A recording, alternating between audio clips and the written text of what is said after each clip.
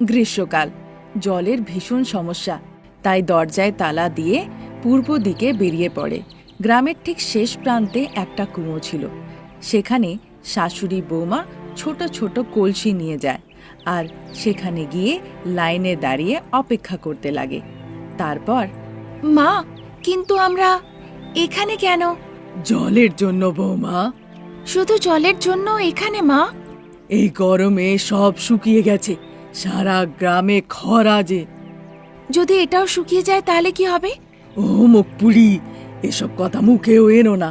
সারদা বকাবকি করছিলই, ততক্ষণে মঙ্গল সাইকেল চালিয়ে ঘন্টি বাজিয়ে সেই কুয়োর কাছে আসে।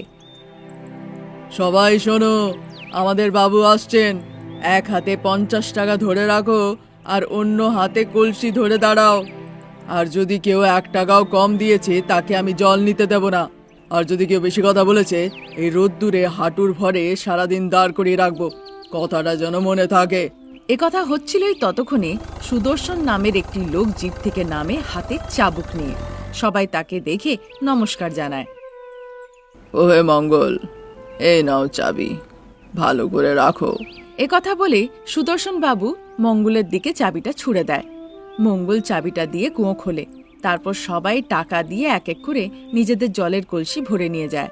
সারদাও 100 টাকা দিয়ে নিজের 2 কলসি ভালো করে জল ভরে সেগুলোকে নিয়ে বাড়ির দিকে যেতে লাগে। 2 দিন এভাবে কেটে যায়। নতুন বৌমা অনামিকা যে সারদার বাড়িতে এসেছিল, সে এসে গ্রামের প্রত্যেকটি অবস্থার কথা বলে। তারপর কি করা যেতে পারে সেটাও সে বলে। বৌমা, যা বলছি মন দিয়ে শোনো।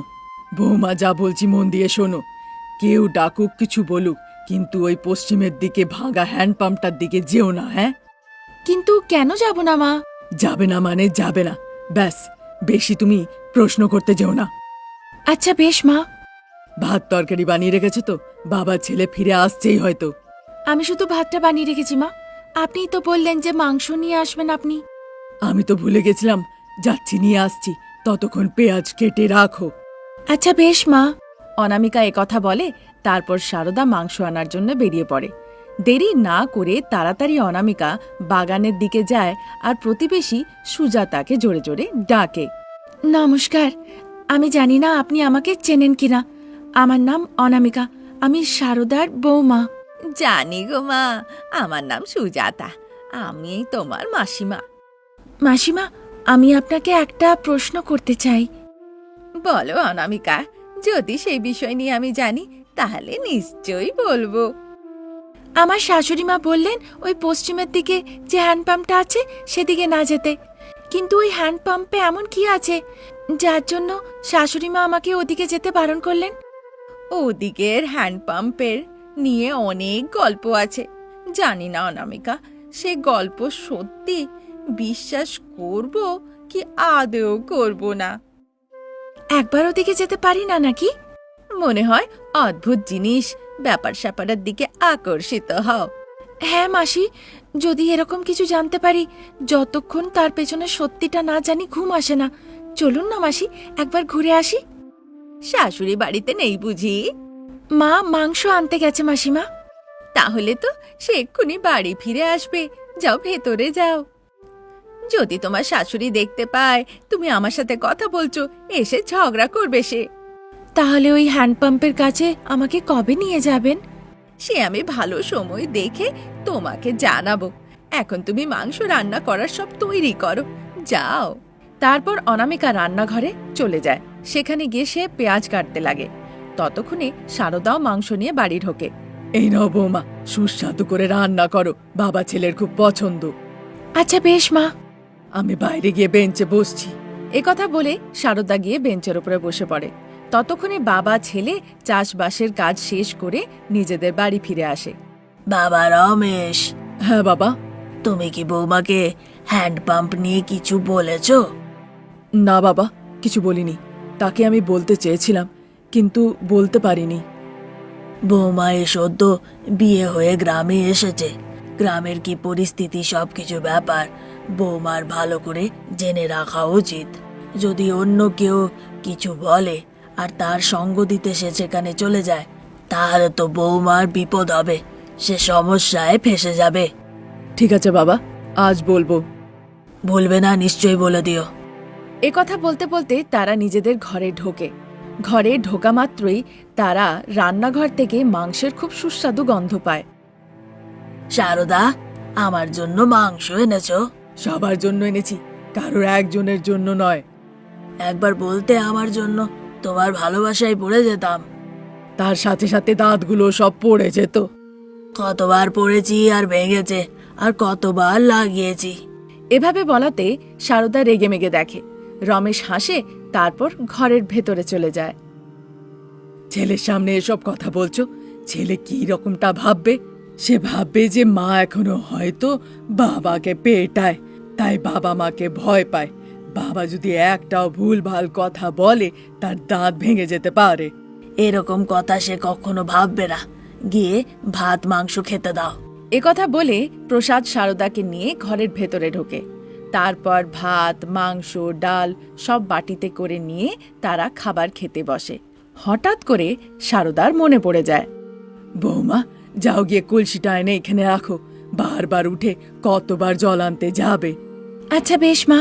তারপর অনামিকা রান্নাঘরে ওই ছোট্ট কলসিটির কাছে যায়। ওই কলসিটির কাছে গিয়ে দেখে কলসিতে জল নেই। তারপর অন্য কলসিটাকে দেখে, দেখে সেটাও খালি। তারপর দুটো খালি কলসি নিয়ে সে সারদার কাছে আসে। মা, দেখছি যে দুটো কলসিতেই জল নেই, এবার কি হবে? সেই দরুন মঙ্গল মাইক নিয়ে জোরে জোরে ঘোষণা করছিল, সবাই মন দিয়ে শুনবে, জলের কুয়ো শুকিয়ে গেছে। একথা শোনার পরে সারদা, অনামিকা সবাই বাইরে বেরিয়ে আসে। সবাই মন দিয়ে শুনবেন, ধীরে ধীরে আমাদের কুয়োর জল শুকিয়ে যাচ্ছে, একদম শুকিয়ে গেছে। সুদর্শন বাবু এই কথাটা আপনাদেরকে জানাতে বলেছেন। কিভাবে কি করবেন সেটা আপনারা ভালো করে দেখে নেবেন। সাবধানে সকলেই থাকবেন। একথা বলে সেখান থেকে সে চলে যায়। বাড়িতে বিন্দুমাত্র জল নেই, তা সত্ত্বেও তারা খুব সাবধানতার সাথে মাংস খায়। তারপর রাত্রি নেমে আসে, সকলেই ঘুমিয়ে পড়ে। অনামিকার চোখে ঘুম আর আসে না। সে জানলা দিয়ে বাইরে তাকিয়ে থাকে। একটু দূরেই সে একজন স্বামীজিকে দেখতে পায়। সে সময় স্বামীজিকে দেখে অনামিকা খুব অবাক হয়ে যায়। এসো মা, এদিকে এসো, আমি তোমাকে জল দেব। সেই জল সারা গ্রামেরও তো চাই। এসো মা, এসো। স্বামীজিকে এভাবে নিজের কাছে ডাকতে দেখে অনামিকা ভীষণভাবে ভয় পেয়ে যায়। ভয় পেও না মা, আমি চিন্তিত। আমি গুলামের মতন বেঁধে আছি। তুমি যদি ছাড়িয়ে দাও, তাহলে তুমি যত জল চাইবে আমি তত জল তোমায় দিতে পারি। এভাবে বলাতে অনামিকা সাহসের সাথে স্বামীজির কাছে যায়। স্বামীজির কাছে গিয়ে সে তাকে প্রণাম জানায়। এবার সব ভালো হবে, চলো আমরা যাই। এভাবে বলে স্বামীজি অনামিকাকে সঙ্গে করে নিয়ে পশ্চিমের দিকে যে হ্যান্ডপাম্পটা ছিল সেই দিকে যায়। মা, এখানের মাটিটা কাটো। একথা বলে সে অনামিকাকে একটা জায়গা দেখায়। তা দেখে অনামিকা, আমি এখানে কি করে মাটি কাটবো? একথা বলে সে চারিদিকে দেখতে লাগে। তখনই হঠাৎ করে সে একটা কোদাল দেখতে পায়। ওটা নিয়ে এসে মা তুমি মাটিটা কেটে ফেলো। স্বামীজির কথা মতো অনামিকা কোদালটা নিয়ে সেখানকার মাটি কাটতে শুরু করে। হঠাৎ করে সে একটা কলসি দেখতে পায়। সেই কলসিটি মাদুলি দিয়ে বাঁধা ছিল। অনামিকা, ওই তাবিজটাকে বের করে দাও। স্বামীজির কথা মতো অনামিকা সেই তাবিজটা সরিয়ে দেয়। সেই সঙ্গেই স্বামীজির আত্মা শান্তি পায়। যেহেতু আজকে তুমি আমাকে শান্তি দিয়েছ মা, তাই আজ থেকে এই চাপাকল মায়াবী চাপাকল হবে। যত হ্যান্ডেল দাবাবে তত জল পাবে। একথা বলে স্বামীজি হাওয়ার মধ্যে অন্তর্ধান হয়ে যান। তারপর অনামিকা হ্যান্ডপাম্পটি চালাতে লাগে। পাম্প থেকে জল বেরিয়ে আসতে লাগে। তা দেখে অনামিকা ভীষণ খুশি হয়। পরের দিন অনামিকা পুরো ব্যাপারটা সবাইকে বলে। সারদা, প্রসাদ, রমেশ সবাই খুব উৎসাহিত হয়ে সে হ্যান্ডপাম্পটিকে দেখতে যায়। সারদা হ্যান্ডপাম্পটিকে চালায়, দেখে যেমন অনামিকা বলেছিল পাম্প থেকে জল বেরিয়ে আসছে। তুমি তো ঠিক বলেছ বৌমা, তোমার সাহস আছে। আমি তো অন্য কিছুই ভেবেছিলাম। উনি বলেছিলেন উনি একটা সমাধান জানাবেন, জলের সমস্যা শেষ হয়ে যাবে, তাই সাহস করে এগুলাম আর জিতলাম। তারপর অনামিকা এই ব্যাপারটা সারা গ্রামবাসীদেরকে বলে। তখন থেকে সারদা আর অনামিকা ওই হ্যান্ডপাম্পটিকে মায়াবী হ্যান্ডপাম্প বলে ডাকতে লাগে। এই ঘটনার পর থেকেই সারা গ্রামে অনামিকার খুব মান সম্মান বেড়ে যায়, আর অনামিকা নিজের পরিবারের সাথে সুখে শান্তিতে জীবন কাটাতে লাগে।